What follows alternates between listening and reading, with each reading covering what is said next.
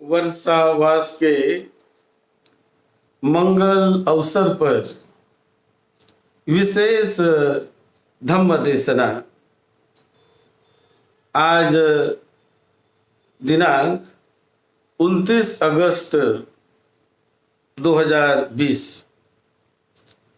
ये धम्म देशना हम विशेष रूप से पाली त्रिपिटक के आधार पर ये धम्म देशना दे रहे हैं। जिस पाली त्रिपिटक में तथागत भगवान बुद्ध की मूल वाणी संग्रहित है, उस त्रिपिटक के अंगुत्तर निकाय ग्रंथ से ये विशेष धम्म देशना है। चिरं तिष्ठन्तु सद्धम्मो लोको हुन्तु सुखी सदा। सद्धम्म इस पवित्र पावन धरती पर दीर्घ काल तक, चिरकाल तक टिकता रहे, दीर्घ काल तक बना रहे और लोग सद्धम्म के आधार से, उसके माध्यम से अपना कल्याण करते रहे, अपने जीवन का उत्थान करे। यही भावना तथागत भगवान बुद्ध के महाकारुणिक हृदय की थी। यही भावना से तथागत बुद्ध ने सभी मानवों के हित और कल्याण के लिए ये सद्धम्म भगवान बुद्ध ने दिया है। हम अंगुत्तर निकाय के कुछ मुद्दों पर, कुछ सूत्र पर हम चर्चा करेंगे।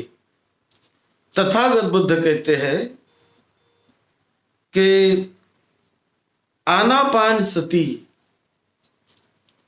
ये जो अभ्यास है आनापान सती का, जो विपस्सना से जुड़ा हुआ है, तो ये आनापान सती के अभ्यास से भी, उसे ठीक ढंग से अभ्यास किया जाए तो कोई भी व्यक्ति अरहत पद को पा सकता है, अरहत पद को वो हासिल कर सकता है, सारे विकारों से, दुख से, क्लेशों से मुक्त हो सकता है।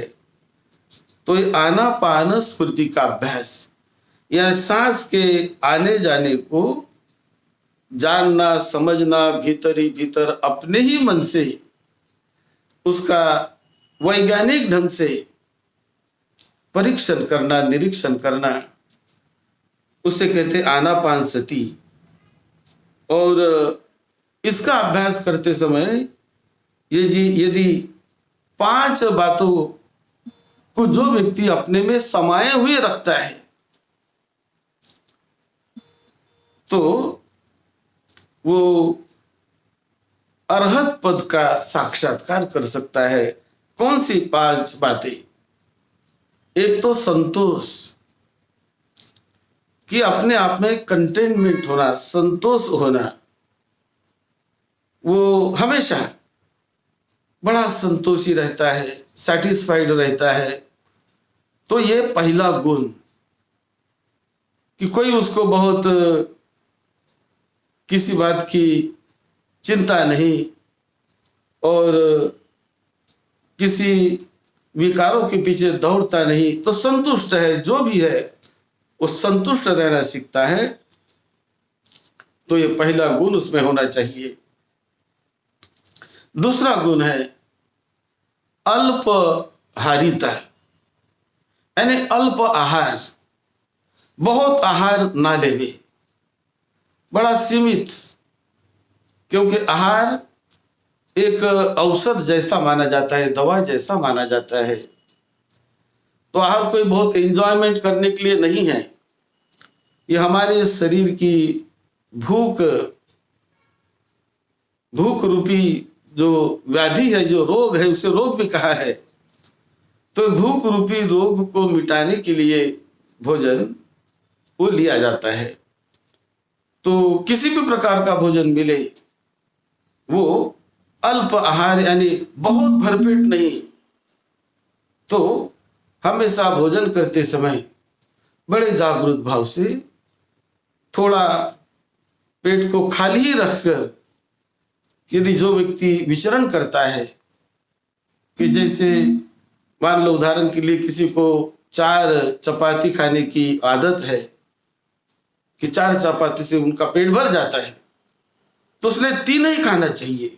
थोड़ा सा हिस्सा वो पेट का खाली रखे तो वो बहुत सुख विहारी बनता है और बॉडी उसकी बड़ी अच्छी प्रकार से निरोगी रहती है। तो इस प्रकार ये जो आहार पर भी नियंत्रण होना चाहिए।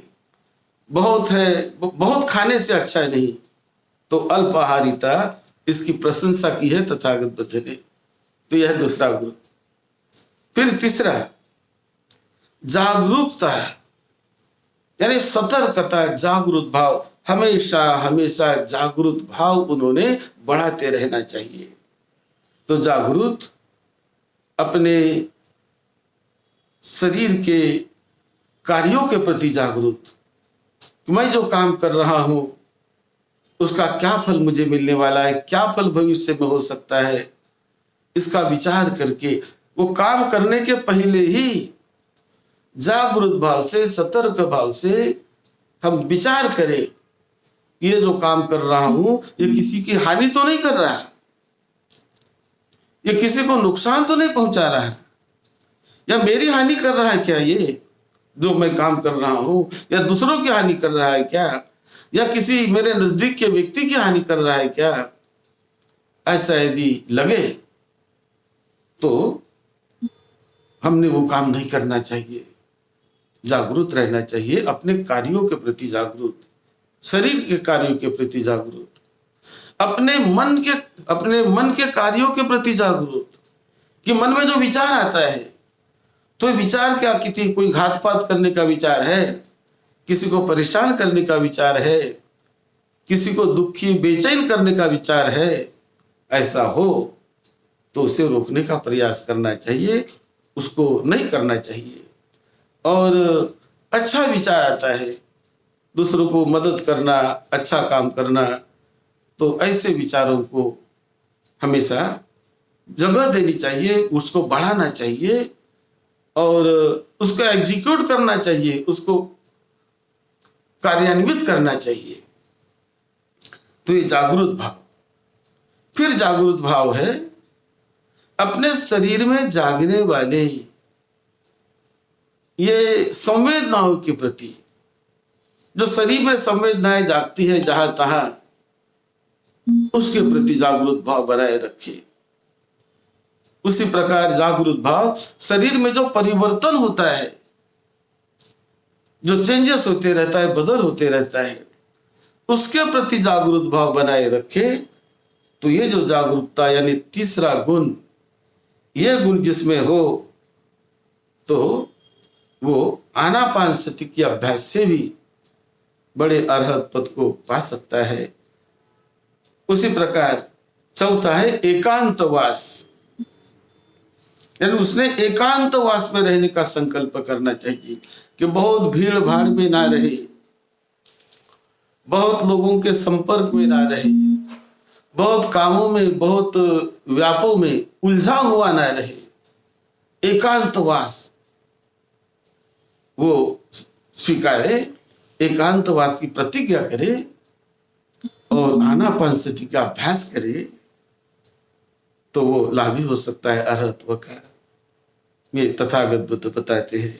और उसी प्रकार पांचवा गुण चित्त की विमुक्त अवस्था, यानी अपने चित्त को वो विमुक्त करने में लग जाए कि मेरा चित्त ये क्रोध से विमुक्त हो जाए, मेरा चित्त ये ईर्ष्या से विमुक्त हो जाए, भय से विमुक्त हो जाए, लोभ से विमुक्त हो जाए, मोह से विमुक्त हो जाए।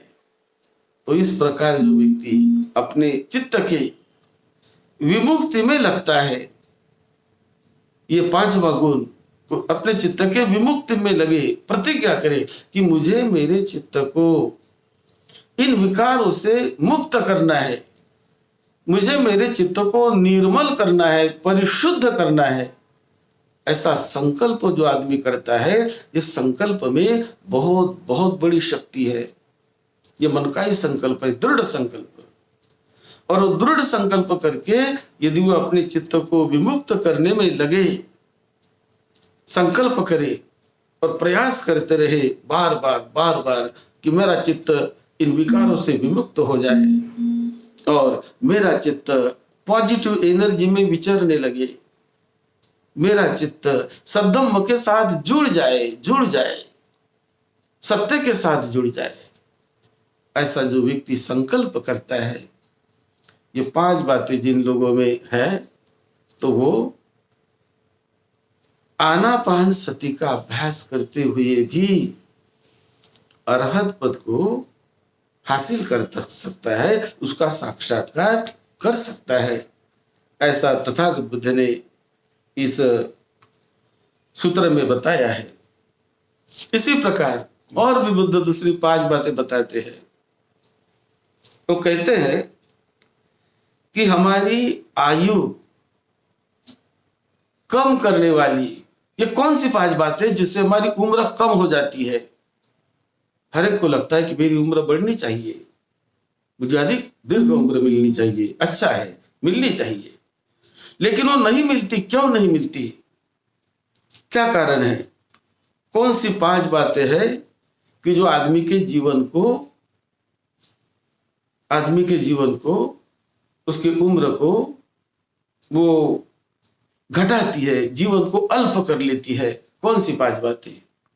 उसमें तथागत बुद्ध बताते हैं कि नंबर 1, अपथ्य सेवन, यानी जो हम सेवन करते हैं, जो खाते पीते हैं, तो उनको जागृत भाव से, ठीक भाव से नहीं खाना पीना। अपथ्य यानी पथ्य का पालन नहीं करना, जो हमारे शरीर के लिए जरूरी है, जिस प्रकार से हमने रहना चाहिए, जो पथ्य का हमें पालन करना चाहिए, वो पथ्य का पालन करते रहे। खाने की मात्रा जाने, पानी पीने की मात्रा जाने, वो उठने का समय जाने, जागने का समय जाने। तो इस प्रकार के जो पथ्य का पालन करता है, अपने आप को नियमों में ढाल देता है, तो वह लंबी उम्र तक जीता है। लेकिन जो पथ्य का पालन नहीं करता है, कैसे भी अपने मन में जैसा विचारा वैसे जो रहता है, तो उसकी उम्र घटती है। फिर पथ्य की मात्रा को न जानना, यह भी उम्र घटने का दूसरा कारण है, कम उम्र होने का। कि जो पथ्य की मात्रा क्या है, कितने मात्रा में कितनी चीज को मैंने लेना चाहिए, इसकी मात्रा यदि ना जानने वाला व्यक्ति हो तो उसकी उम्र कम हो जाती है। ऐसा तथागत बुद्ध बताते हैं। इसीलिए जब डॉक्टर कोई दवा देते हैं, तो जो निष्णात डॉक्टर है, एक्सपर्ट डॉक्टर है, वो सही ढंग से वो मात्रा देते हैं कि ये गोली 1 गोली लेनी है या 1.5 गोली लेनी है या 2 लेनी है या आधी लेनी है। जहां आधी लेनी हो तो जो एक्सपर्ट डॉक्टर बताएंगे ये पूरी नहीं, इस गोली को आधी ही ले लो, क्योंकि जानते हैं, वो एक्सपर्ट है, कौन से पथ्य की मात्रा कितनी देनी चाहिए। वो मात्रा ठीक ढंग से मिलती रहे तो व्यक्ति व्याधि से मुक्त होता है, बीमारी से मुक्त होता है, और उनकी उम्र घटती नहीं। यदि ठीक से वो मात्रा जानकर खाने पीने के प्रति, अपने हर चीज की जो मात्रा जानकर काम करता है, उसकी उम्र घटती नहीं। और नहीं जान के काम करता है तो उनकी उम्र घट जाती है। उसी प्रकार खाने में कच्चा पक्का खाना, यानी बहुत बार बहुत सारे लोग मुझे कच्चा खाने का प्रयास करते हैं। तो ये कच्चा खाना जो है, वो कौन सी चीज कच्ची खानी चाहिए, कौन सी चीज उसको उबाल कर पकाकर खाना चाहिए, इसका ठीक ध्यान हो। इसका यदि ध्यान नहीं रहा तो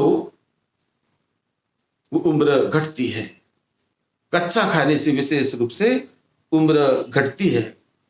और चौथा बताया, समय असमय विचरण करना, यानी जिनके घूमने फिरने का, काम करने का कोई समय ही नहीं, कभी भी घूमने जाता है, कभी भी भोजन करता है, कभी भी सोता है, कभी भी उठता है, कोई मतलब टाइम टेबल नहीं, कोई जिसका नियम नहीं, जिसको कहते हैं असमय, असमय विचरना, असमय विचरण करना, कोई समय सारिणी अपने जीवन की ठीक से नहीं बनाना, इससे भी उम्र घटती है, इससे उम्र घटती है। और उसी प्रकार अब ब्रह्मचारी होना, तो इससे भी उम्र घटती है। यदि ब्रह्मचारी का जीवन जीने वाले आदमी की उम्र वो बढ़ते जाती है, लंबी होती है, और जो उसका जीवन नहीं जीता तो उसकी उम्र घटती है। इस प्रकार तथागत बुद्ध ने बताया। और उम्र बढ़ाने की यही 5 बातें, यदि हम ठीक से पथ्य का सेवन करें, तो भोजन के प्रति हम ठीक से जागरूक रहे, तो उम्र बढ़ती है। पथ्य के मात्रा को जानकर सेवन करे तो उम्र बढ़ती है। और खाना अच्छी तरह पकाया हुआ खाना खाए तो उम्र बढ़ती है। जिस खाने को जैसा पकाना चाहिए उसे ऐसा ही पकाकर, अच्छी तरह से पकाकर खाइए तो उम्र बढ़ती है। और समय देर समय विचरने से रुक जाए, हमारे विचरने का, घूमने फिरने का समय हो, तो उससे उम्र बढ़ती है। इस प्रकार तथागत बुद्ध ने ये 5 बातें बुद्ध ने बताई है। और आगे तथागत बुद्ध एक सूत्र में बताते हैं कि जो 5 प्रकार के काम करने वाले व्यक्ति को हमेशा दुर्गति में ही जाना पड़ता है, उसे कोई निकाल नहीं सकता है, कोई उसका उद्धार करने वाला नहीं है इस संसार में। तो कौन सी 5 बातें कि जिसका कोई उद्धार ही नहीं कर सकता है? तो पहली बात कि जो व्यक्ति क्रोध में आकर या किसी लोभ के कारण अपने जन्म देने वाले माता की हत्या करने वाला व्यक्ति, जो व्यक्ति अपने माता की हत्या कर लेता हो, उसका दुनिया में कोई कोई उद्धार नहीं कर सकता, उसे दुर्गति में जाना ही पड़ता है, जाना ही पड़ता है। ये पहला बताया तथागत बुद्ध ने। फिर दूसरा, जो व्यक्ति क्रोध के कारण या किसी लोभ के कारण या किसी कारणवश अपने पिता की हत्या कर लेता है, तो ऐसा व्यक्ति वो अपाय से, दुर्गति से बच ही नहीं सकता है, कोई उसका उद्धार नहीं कर सकता है। इसी प्रकार तीसरा, कोई व्यक्ति अरहंत की हत्या कर लेता हो, जो मुक्त पुरुष है, अरहंत है, संत है, बहुत ज्ञानी है, सत्य को जिन्होंने जान लिया है, अरहंत है, और ऐसे अरहंत व्यक्ति की कोई व्यक्ति हत्या कर लेता हो, तो वो कभी बच नहीं सकता, अपाय गति से, दुर्गति से बच नहीं सकता। और इसी प्रकार जो कोई तथागत बुद्ध को चोट पहुंचाने का प्रयास करता है दुष्ट भावना से, अपने मन में दुष्ट भावना जगाकर बुद्ध को जो कोई चोट पहुंचाने का प्रयास करता है, तो दुर्गति से बच नहीं सकता है, बच नहीं सकता है। इसीलिए हमेशा बुद्ध के प्रति, क्योंकि बुद्ध कोई सामान्य व्यक्ति नहीं है, बुद्ध तो हजारों लाखों वर्षों के बाद बुद्ध का वो अस्तित्व होता है, बुद्ध का जन्म होता है, कोई सामान्य व्यक्ति नहीं। तो इसलिए बुद्ध के प्रति दुष्ट भावना करके कोई उसको हानि पहुंचाने का प्रयास करे तो वो दुर्गति से बच नहीं सकता है, कोई उसको दुर्गति से निकाल नहीं सकता है।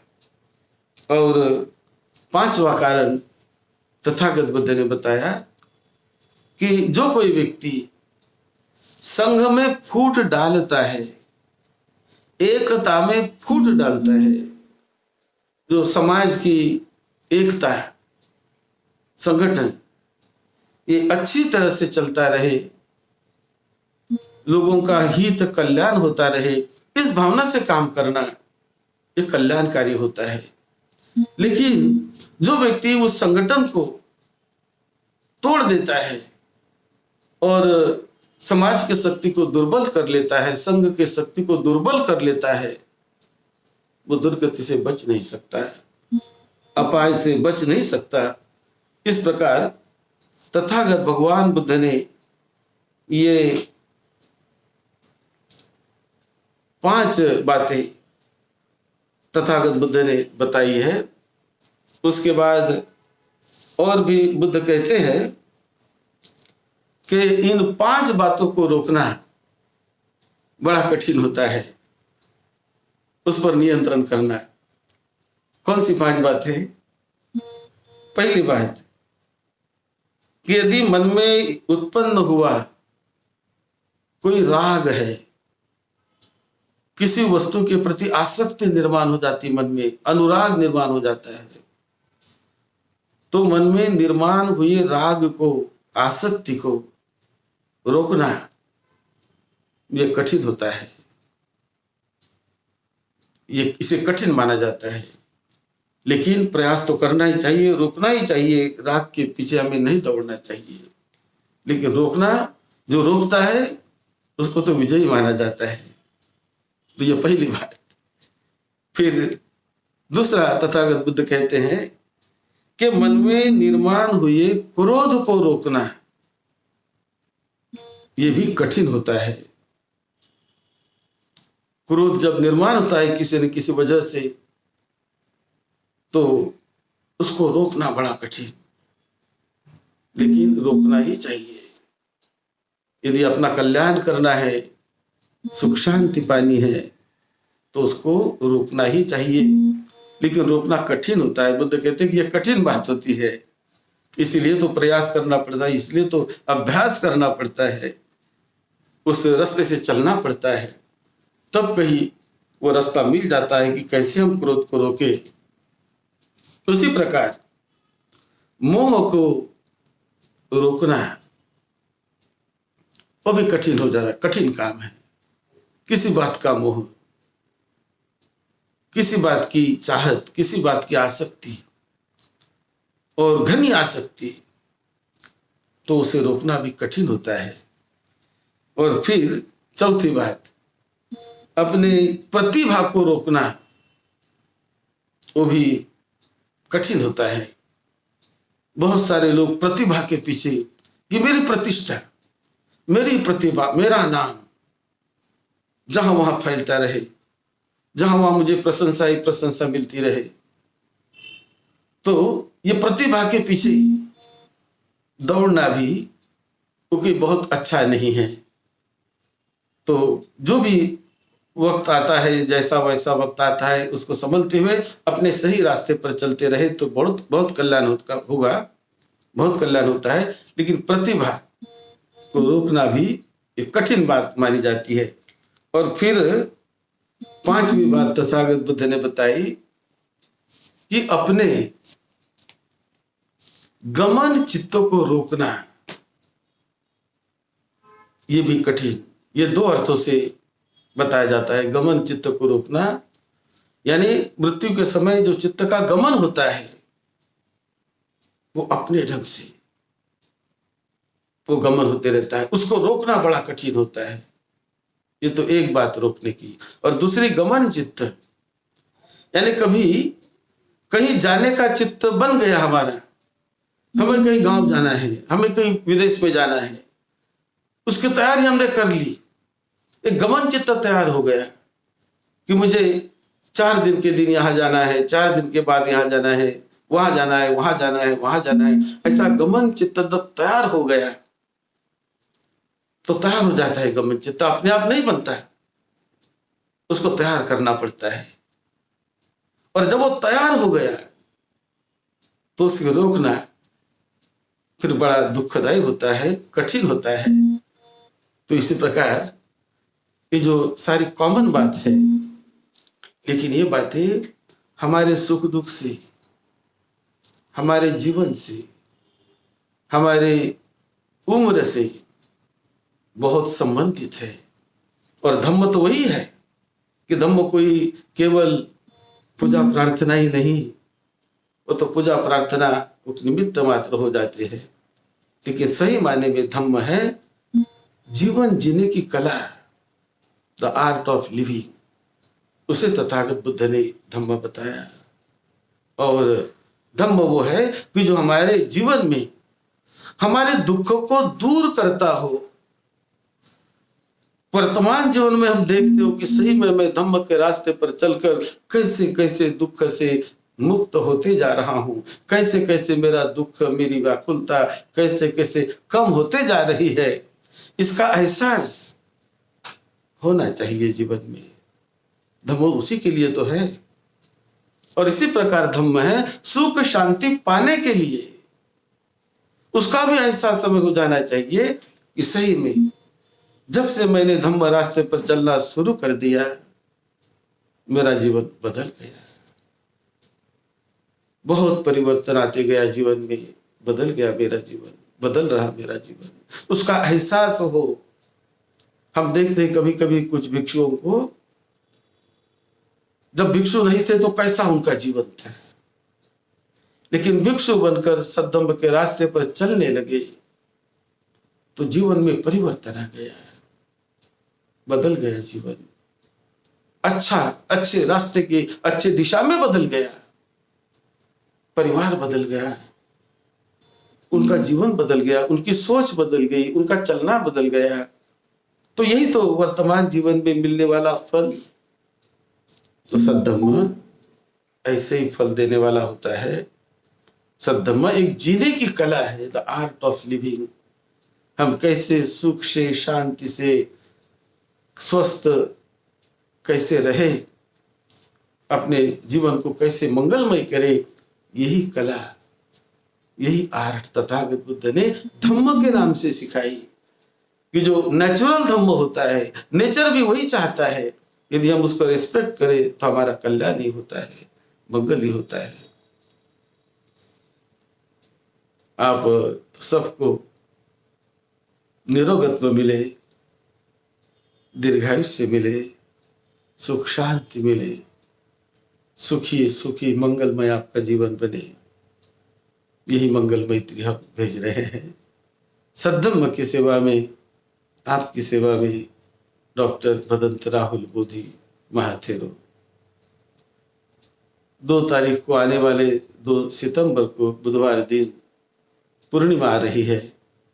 उस पूर्णिमा की तैयारी हम कर रहे हैं। एक सुबह 6:30 बजे से दोपहर 2:30 बजे तक या 3 बजे तक एक विशेष सामुदायिक ध्यान साधना का कार्यक्रम यहाँ पर सर्वोदय महाबुद्ध विहार में रखा है। जो नजदीक के लोग हैं वो उसका लाभ ले, और जो दूर है वो ऑनलाइन पर भी उसका लाभ ले सकते हैं। अपने घर में ही अष्टशील उपोषित व्रत का पालन विशेष रूप से इस पूर्णिमा के निमित्त करने का जो संकल्प किया है। और कोरोना के काल में हम बहुत लिमिटेड, मर्यादित लोगों को ही एडमिशन देने वाले हैं, 15 या 20, उसके ऊपर नहीं। क्योंकि कोरोना के काल में हमें पूरी तरह जो शासन के नियम होते हैं उसका पूरी तरह पालन करके हमें लोगों के हित और कल्याण के लिए ही काम करते रहना है। अपना हित, दूसरों का हित, सभी का हित, यही सद्धम्म सिखाता है। तो ये जो 2 तारीख को पूर्णिमा आ रही, उसका लाभ लेवे। पूर्णिमा का दिन बड़ा कल्याणकारी दिन होता है, बड़ा मंगलकारी दिन होता है। उसको विशेष रूप से, विशेष संकल्प से अष्टसिल व्रत का पालन करें उस दिन। देखिए बहुत लाभ होता है, बहुत लाभ होता है। आप उसके भागी बने। यही मंगल मैत्री, यही सद्भावना। आप सबका मंगल हो, सबका मंगल हो।